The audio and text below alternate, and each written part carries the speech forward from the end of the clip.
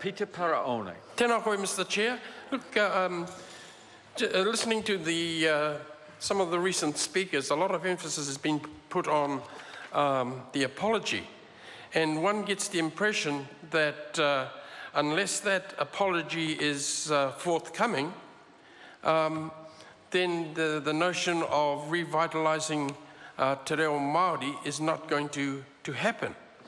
And I don't support that notion, because at the end of the day, if those of us in this house do not know how to speak Māori, although we're of Māori descent, then can I give you one word that is the reason for that?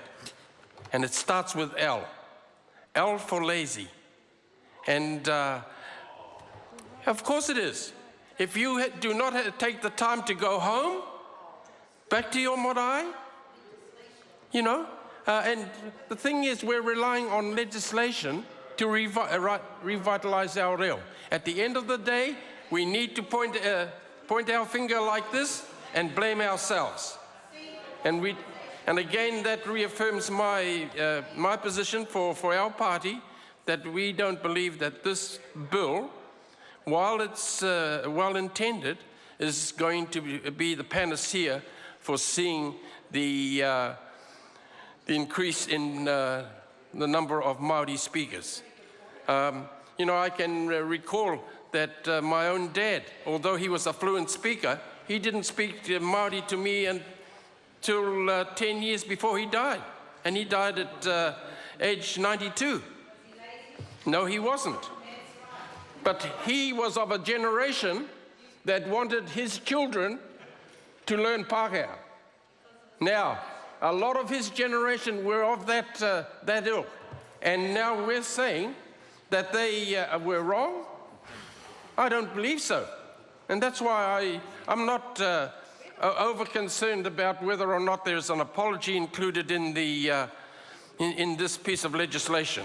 And if we're going to talk about an apology, then we should refer to the finding of the Waitangi Tribunal in terms of Te Reo Māori, and that the apology is rightly placed in those settlements, notwithstanding the legal knowledge of the Minister for Treaty Settlements.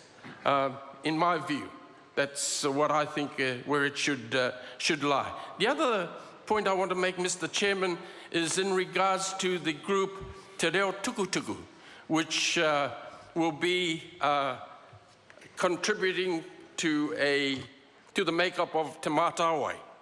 And I'm somewhat surprised that the group called Ngā Kaiwhakapūmau I Te Reo, one of the most strong groups that promote the use of Te Reo Māori, are wanting to opt out of that group. And I just wonder whether or not the Minister could take a call on that as to why they have chosen to do that.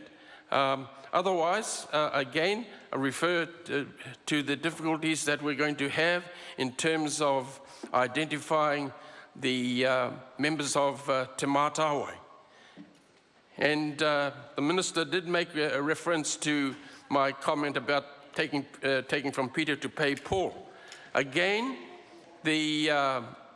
for New Zealand First, we would have liked to have seen the Te Tauta Whiri strengthened, and to be given more resources to do what they were originally set up to do. And unfortunately, with the resources that are made available to them at this point of time, they're not able to do a lot of the things that I'm sure they would like to do in terms of promoting and advising on the use of Te Reo Māori. Kia ora, Mr. Chairman. Marama David.